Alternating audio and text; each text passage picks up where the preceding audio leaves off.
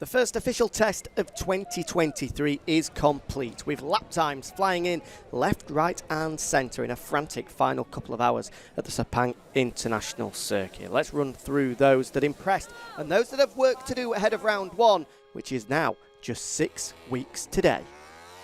Fastest at the Valencia test and now fastest at the SepangTest. Mooney VR46's Luca Marini put in a stunning 1:57.889 to clinch top spot. The Italian is now the second fastest man to have ever lapped the Malaysian circuit and was just a tenth shy of Jorge Martin's outright lap record. World champion Pecco Bagnaia completed his first weekend with the #1 plate in fine form by finishing second on the timesheets.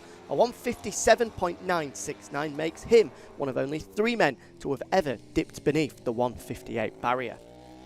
Aprilia look to once again be Ducati's nearest challengers as Maverick Vinales confirmed the gains made with the 2023 RSGP on Sunday. The Spaniard finished the day in third and a tenth and a half behind Marini.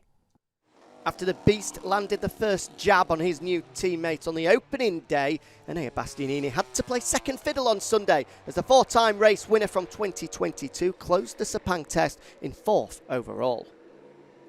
Completing the top 5 was Jorge Martin, who admitted to feeling the effects of yesterday's Turn 7 crash. The Pramac man posted a 1:58.204 earlier in the day to take top spot, before then eventually drifting back to 5th. When it comes to Ducati, the final day of testing has clearly pointed out the balance of power lies with the Bologna factory at this point of pre-season. 4 riders inside the top 5, 7 inside the top 9. The GP22 and GP23 is at this current moment the most competitive package. Grassini's Fabio Di Gianantonio and Alex Marquez sandwiched VR46's Marco Bezzecchi in 7th, 8th and 9th, whilst Johann Zarco had a fairly quiet final day, eventually finishing in 16th. Aprilia's Aleix Espargaro was 3 tenths and 3 places behind his Noali teammate as the Italian factory looked to bring the fight to their compatriots in 2023. They'll certainly be aided by the new satellite team RNF Aprilia, with both Raul Fernandez and Miguel Oliveira showing strong pace throughout the test. Fernandez made another big step today to sit 11th on the timesheets, whilst Oliveira was one of only 2 men who failed to improve on their lap time from yesterday. Repsol Honda's Marc Marquez and Joan Mir did make a positive step when it comes to lap time on Sunday, but they both remained 3/4 of a second adrift in 10th and 12th respectively. Both of the former world champions did admit they're needing more from the RC213V at the upcoming Portimao test if they're to close the gap to Ducati and Aprilia at the front of the field. LCR Honda's Alex Rins was 19th overall, but did impress with a strong sprint simulation in the heat of the afternoon, whilst Takaki Nakagami rounded out the opening test of 2023 in 21st place.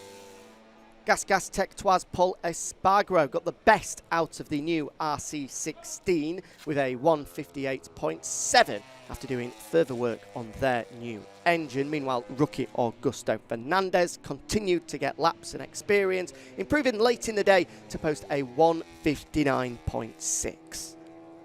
KTM's Jack Miller suffered a small off at turn 1 early in the day and did admit to hitting a bit of a brick wall at lunchtime when it comes to his setup. He did, however, find an improvement in the afternoon to sit a second behind Luca Marini in 18th. Teammate South Africa's Brad Binder was a 10th quicker than the Aussie and 14th overall. 2021 world champion Fabio Quartararo failed to improve on his lap time throughout Sunday after doing some extensive work on the Yamaha M1's new aerodynamics package. As a result, the Frenchman slipped down to 17th on the standings, but didn't seem too disheartened despite the disappointing final position. Franco Morbidelli closed the Sepang test in 20th, 1.1 seconds adrift of his compatriot Marini at the top of the standings.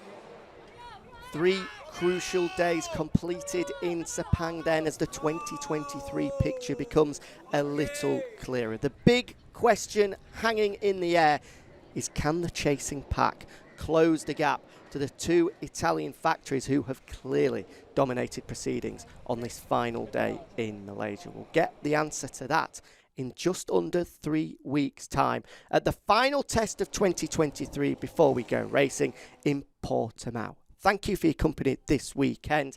We'll see you in Portugal in 3 weeks' time.